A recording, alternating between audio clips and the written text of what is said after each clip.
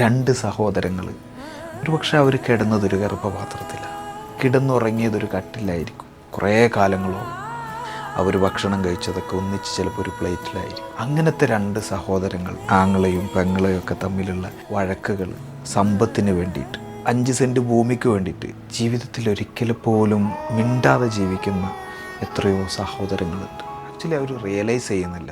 നമ്മൾ ഈ മണ്ണ് വിട്ട് പോകുമ്പോൾ നമ്മളൊന്നും കൊണ്ടുപോകുന്നില്ല, അല്ലെങ്കിൽ നമ്മളൊന്നും കൊടുന്നിട്ടുമില്ല, നമ്മളൊന്നും കൊണ്ടുപോകാനും നമുക്ക് കഴിയില്ല എന്നുള്ളതാണ്. നമ്മുടെ ഭാഗത്തുനിന്ന് നമ്മുടെ സഹോദരങ്ങൾക്ക് വേണ്ടി നമ്മളൊന്ന് വിട്ടുവീഴ്ച ചെയ്തു എന്ന് വിചാരിച്ച് നമുക്കൊന്നും നഷ്ടപ്പെടാൻ പോകുന്നില്ല.